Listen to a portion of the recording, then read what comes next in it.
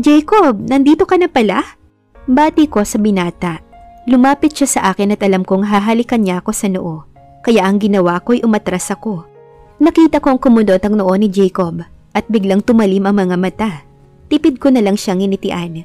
Jacob, ipakilala mo si Catherine dito kay Nika. Narinig kong sabi ng mommy niya. Doon ko lang nakita na may kasama pala si Jacob na dumating. Lumapit ang babae kay Jacob at kumapit ito sa braso nito. Nakalugay ang kulay brown nitong buhok na hanggang balikat ang haba. Hindi siya maputi, morena ang kulay nito. Bilugan ang mga mata at katamtaman ang tangos ng ilong. Chubby rin siya pero may hugis naman ang katawan. Hi, I'm Nika, Jacob's girlfriend. Pagpapakilala nito sabay lahad ng kamay sa akin. Tumingin ako kay Jacob at hinintay ko ang kumpirmasyon niya pero hindi ito nagsalita. Tumingin ako sa babae at ngumiti. I'm Catherine, Jacob's best friend. Sabi ko sabay tanggap sa nakalahad niyang palad. Nice meeting you, Nika. By the way, this is Xander, my boyfriend. Hi, nice meeting you. Sabi ni Nika kay Xander sabay lahad ng kamay. Nice meeting you. Sagot ni Xander at agad ding binawi ang kamay. Totoo nga ang balita na mas maganda ka sa personal. Kapag kway sabi ni Nika. Nakita ko kung paano niya ako tignan mula ulo hanggang paa. I saw some envy in her eyes. Hindi naman, nahihiyang sagot ko. She's not just a pretty face, Nika. Matalino din tong girlfriend ko. Pagbibida naman ni Xander. Yeah, I know a lot of things about her. I've read it in the magazines. Sabi niya sabay tingin ulit sa akin. Umiinit na ang sikat ng araw, namumula ka na. Sabi sa akin ni Jacob. Halina kayo at mag-breakfast na tayo. Tawag ng mommy ko. Let's go. Nauna nang naglakad si Jacob, sumunod naman kami. Sa may cottage naghanda ng breakfast ang mga katulong. Katabi ko sa upuan si Xander, katapat ko naman si Jacob. Nilagyan ni Xander ng omelette ang plato ko. You're such a nice couple, kapag kway sabi ni Tita Arlene, mommy ni Xander. Kailan mo ba balak pakasalan si Catherine, iho? Tanong naman ni Tito Julio sa anak niya. Dad, hindi pa ready si Catherine, saka na yan. Sagot naman ni Xander sa ama. Doon din naman ang patutunguhan yung dalawa eh. Bakit nyo pa patatagalin? Oo nga naman, Catherine. Akala ko nga dati kayo nitong si Jacob namin ang magkakatuluyan eh. Kaya laking panghihinayang ko nang malaman ko sa mommy mo na may nobyo ka na. Singit ni Tita Ami. Napatingin naman ako kay Tita Ami. We're just best friends, Tita. Parang nakatatandang kapatid ko na si Jacob. What? I'm not your brother. Sabi ni Jacob na medyo tumaas ang boses. Eh di hindi. Sabi ko saka ko siya inirapan. Hay nako, until now aso at pusa pa rin. Sabi ng mommy ko. Balita ko Jacob, engaged na kayo nitong si Nika. Tanong ng daddy ko kay Jacob. Napatingin naman ako sa binata. Tinapunan niya ako ng tingin bago tumingin kay daddy. I'll just buy her a ring, tito. Sabi nito.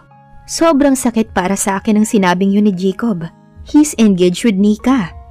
Kahit na, it means engaged na kayo. Basta binigyan mo ng singsing. My dad said. Ngumiti lang si Jacob at umiling-iling. Saka ulit tumingin sa akin. Hindi ko pwedeng ipahalata ang sakit na naramdaman ko. I'm just his best friend at hindi siya kailanman magkakagusto sa akin. Wika ko sa sarili ko. So, kailan ang kasal? Tanong ni Xander. We're talking about it. Si Nika ang sumagot. Hindi na ako tumitingin sa kanila.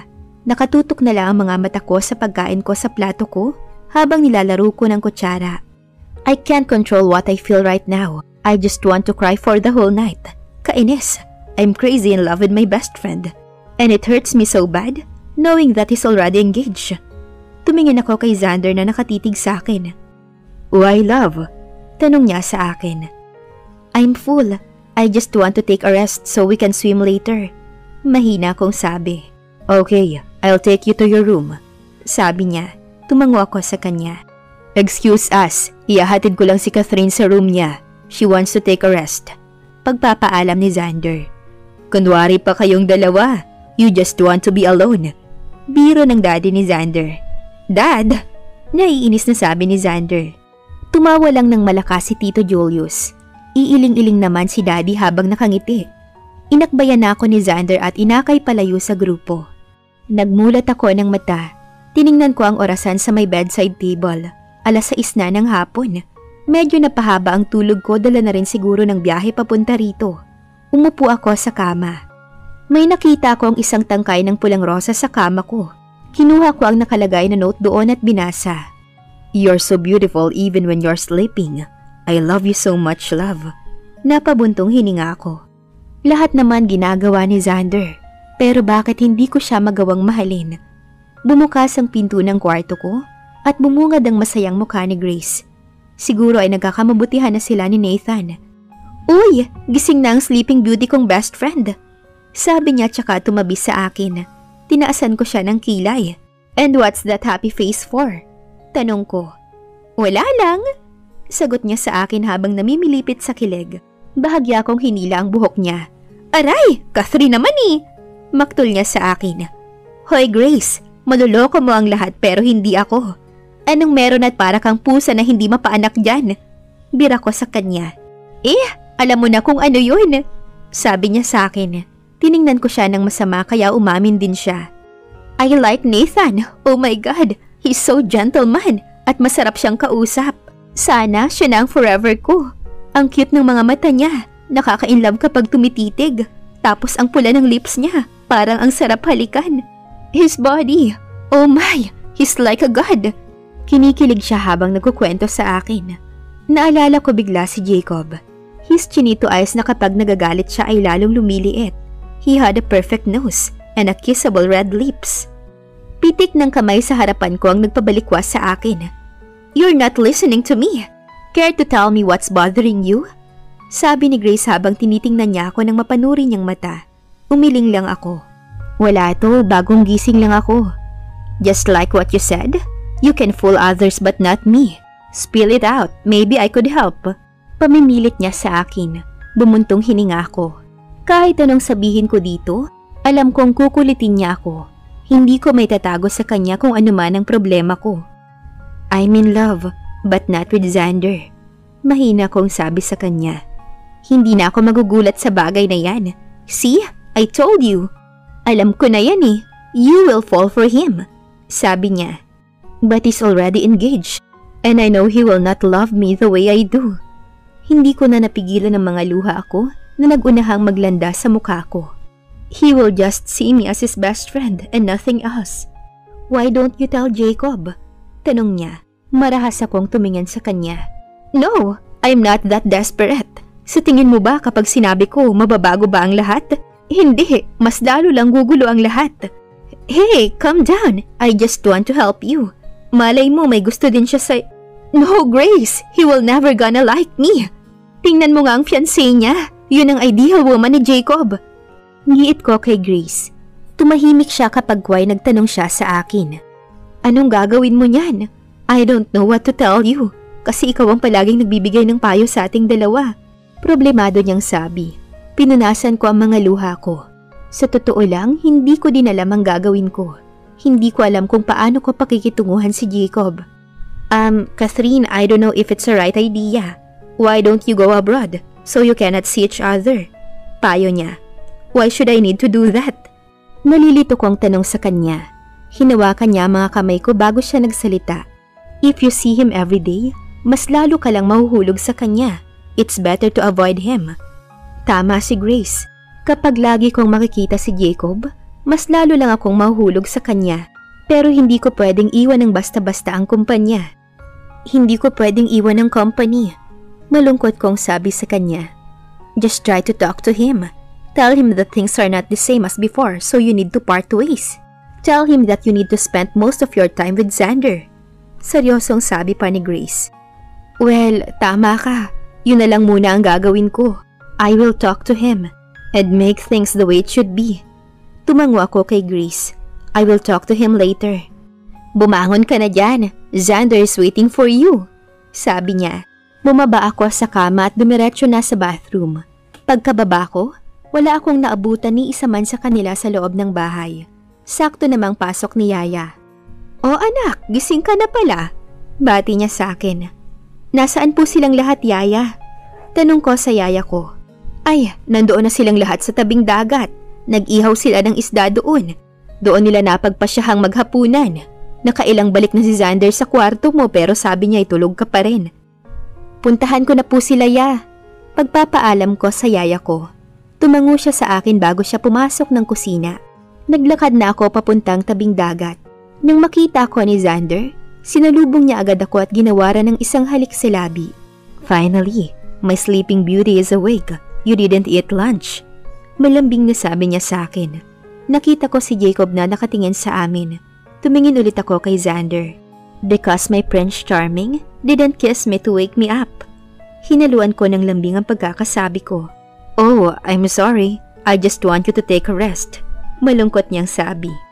Naku, tama na yan at baka langgami na kayo dyan. Singit ng mami ko. Walang langgam, mami. Ang alat kaya ng dagat. Ganting biro ko kay mami. Tumawa ang mami ko at gano'n na rin ang iba. Halika na at kumain na kayo. Hindi ka pa nananghalian. Aya ng mami ko sa akin. Naupo ako sa isang upuan. Nilagyan ni Xander ng pagkain ng plato na nasa harapan ko. Nakatingin lang si Jacob sa akin. Ibinaling ko kay Xander ang mga mata ko. You eat dinner already? Tanong ko sa kanya. Hindi pa. Nakangiting sagot niya. So kailan pa nauso na mas una ang alak kaysa sa pagkain? Mataray kong tanong kay Xander.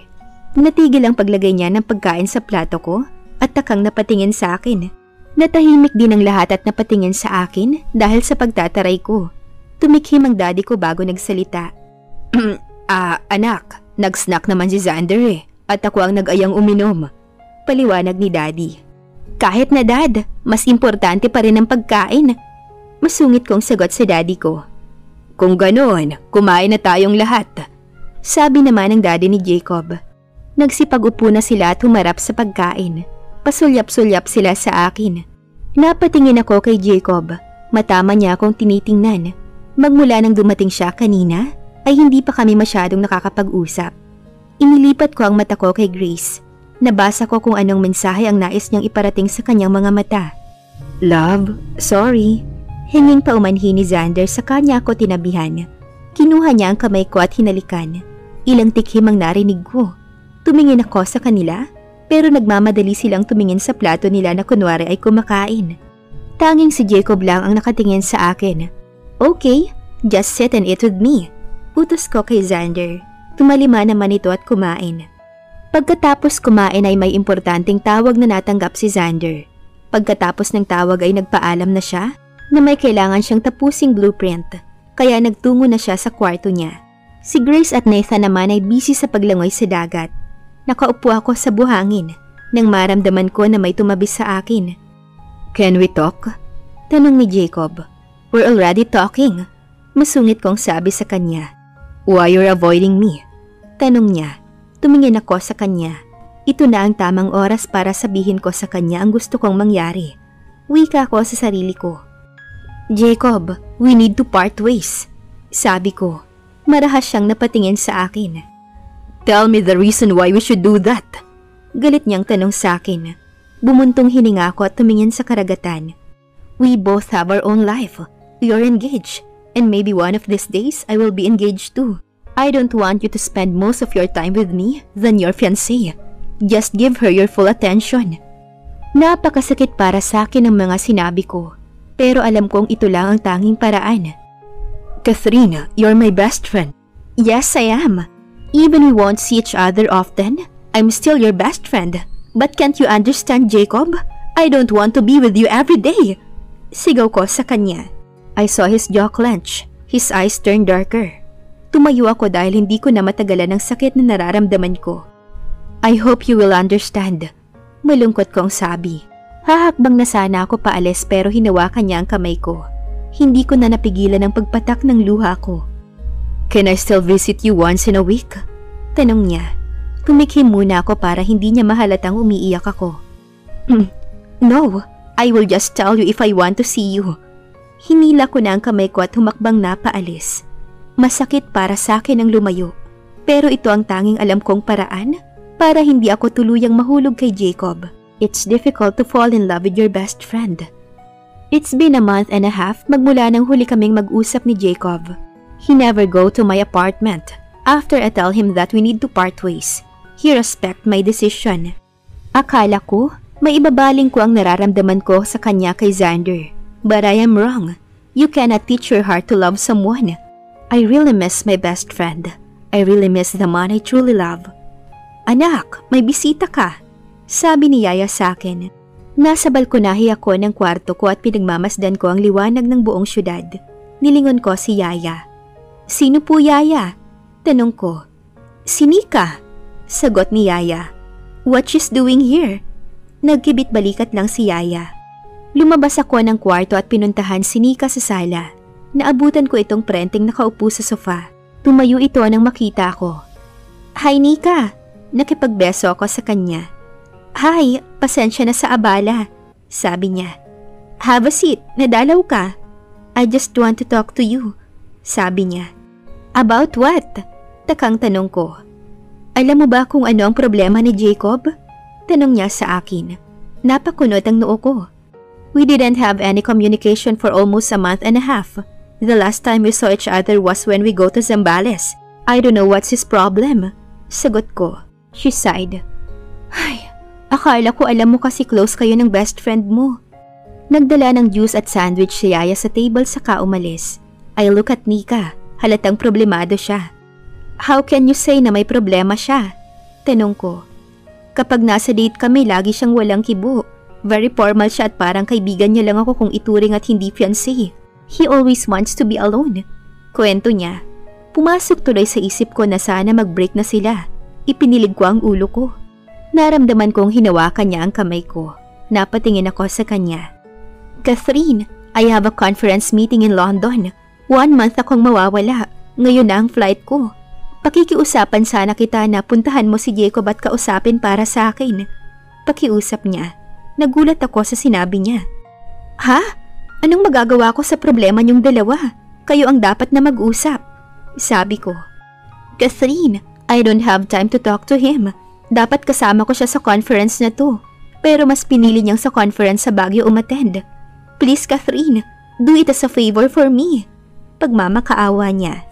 Napatingin ako kay Nika na maluha-luha na ngayon. Okay, sige. Tingnan ko kung anong magagawa ko. Pagsang-ayon ko sa kanya. Niyakap niya ako sa tuwa. Thank you, Catherine. Sandali lang niya akong niyakap. May kinuha siya sa bag niya at inabot sa akin. My calling card. Just give me a ring and tell me all what he will tell you. Kinuha ko iyon at ilang sandali pa ay nagmadali na siyang kinuha ang bag niya. I have to go. Baka maiwan pa ako ng eroplano. Wika niya bago lumabas ng kondo ko. Oh God! Bakit ba ako napapayag ng babaeng yun? Ang saklap naman. Napaupo na lang ako sa sofa at napahilot sa ulo ko. Ngayon pa lang, sumasakit na ang ulo ko. Handa ko na bang harapin ulit si Jacob? Wika ko sa aking sarili. Ano kaya ang kahihinatnan ng pag-uusap na Jacob at Catherine? At dito na po nagtatapos ang kabanata ng ating kwento. Maraming salamat po.